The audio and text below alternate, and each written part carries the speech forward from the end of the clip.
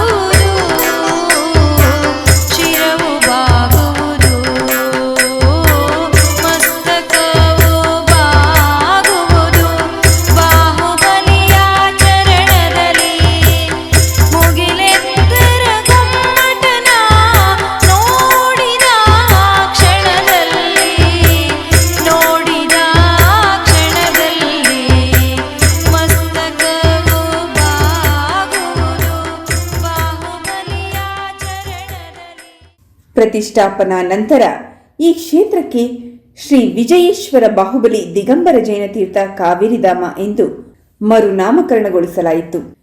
ಹೊಯ್ಸಳ ದೊರೆಗಳು ತಮ್ಮ ವಿಜಯದ ಸಂಕೇತವಾಗಿ ಬಸದಿಗಳನ್ನು, ದೇವಸ್ಥಾನಗಳನ್ನು ನಿರ್ಮಿಸಿ ಮೂಲ ಹೆಸರಿನೊಂದಿಗೆ ವಿಜಯ ಎಂದು ಹೊಂದಿಸಿ ಕರೆಯುತ್ತಿದ್ದುದು ಇತಿಹಾಸದಲ್ಲಿ ತಿಳಿದು, ಅದರಂತೆಯೇ ಯುಗಲಮುನಿ ಮಹಾರಾಜರು ಬೇಲೂರಿನ ವಿಜಯನಾರಾಯಣ, ಕನಕಗಿರಿಯ ವಿಜಯಪಾರ್ಶ್ವನಾಥ ಸ್ವಾಮಿ, ಅಂತೆಯೇ ಇಲ್ಲಿನ ಬಾಹುಬಲಿಗೆ ಶ್ರೀ ವಿಜಯೇಶ್ವರ ಬಾಹುಬಲಿ ದಿಗಂಬರ ಜೈನತೀರ್ಥ ಕಾವೇರಿಧಾಮ ಎಂದು ಕರೆದಿದ್ದಾರೆ. ಪ್ರಕೃತಿ ನಿರ್ಮಿತ ಸುಂದರ ಪರಿಸರದಲ್ಲಿ ನಯನ ಮನೋಹರವಾಗಿ ನಡೆದ ಭಗವಾನ್ ಬಾಹುಬಲಿ ಮಹಾಮಸ್ತಕಾಭಿಷೇಕ ನಿಮಗಾಗಿ ಪ್ರಸ್ತುತಪಡಿಸುತ್ತಿದ್ದೇವೆ.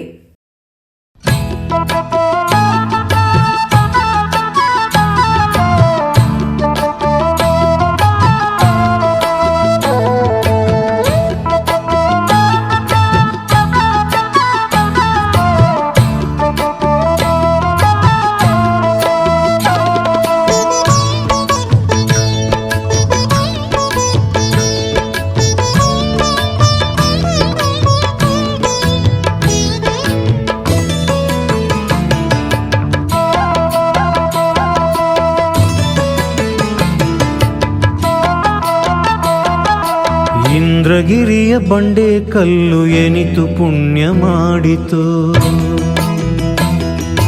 ಬಾಹುಬಲಿಯ ರೂಪ ತಳೆಯೇ ಯಾವ ವ್ರತವ ಮಾಡಿತೋ, ಶಿಲೆಯ ಒಳಗೆ ಕಲೆಯ ಕಂಡ ಶಿಲ್ಪಿ ಧನ್ಯ ಧನ್ಯನು.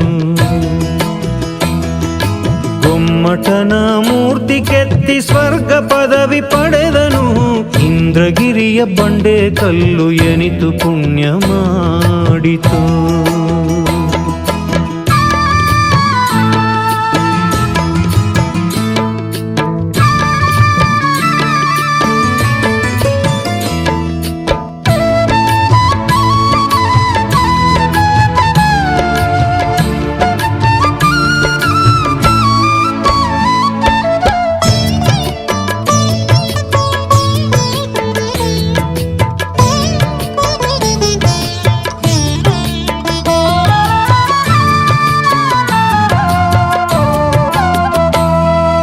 ಘನ ಚೈತನ್ಯದ ರೂಪನ ಹೇಗೆ ಸೆರೆಯ ಹಿಡಿದನೋ,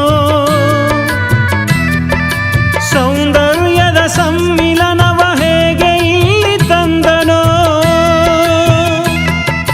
ಘನ ಚೈತನ್ಯದ ರೂಪನ ಹೇಗೆ ಸೆರೆಯ ಹಿಡಿದನೋ, ಸೌಂದರ್ಯದ ಸಮ್ಮಿಲನವ ಹೇಗೆ ಇಲ್ಲಿ ತಂದನೋ. ಜೀವರಿಗೆ ಜಿತೇಂದ್ರತ್ವ ಕರುಣಿಸುವ ದೇವನ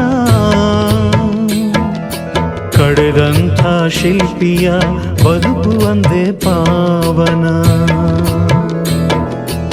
ಇಂದ್ರಗಿರಿಯ ಬಂಡೆ ಕಲ್ಲು ಎನಿತು ಪುಣ್ಯ ಮಾಡಿತು,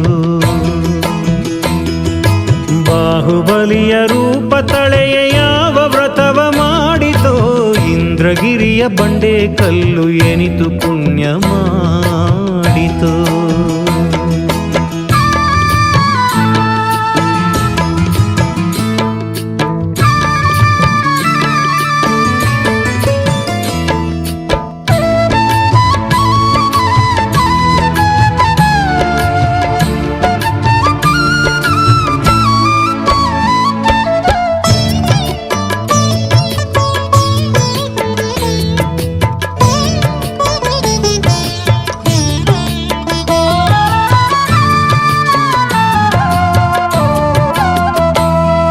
ಶ್ರಾವಣ ಬೆಳಗೋಳದಲ್ಲಿ ಗೊಮ್ಮಟನ ದರ್ಶನ, ಕರುಣಿಸಿದ ಚಾವುಂಡರಾಯನ ಮರೆಯದೆಂದು ಈ ಮನ.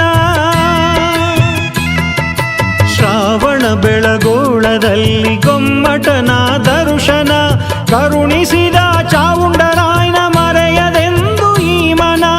ಇಷ್ಟಗಳ ಅಷ್ಟೆತ್ತರ ಶಿಲೆಯೇ ಒಂದು ಸೋಜಿಗ, ಈ ಶಿಲೆಯ ಚೈತನ್ಯದ ಮೂರ್ತಿ ಬಾಳ ಅಂಬಿಗ. ಇಂದ್ರಗಿರಿಯ ಬಂಡೆ ಕಲ್ಲು ಎನಿತು ಪುಣ್ಯ ಮಾಡಿತು,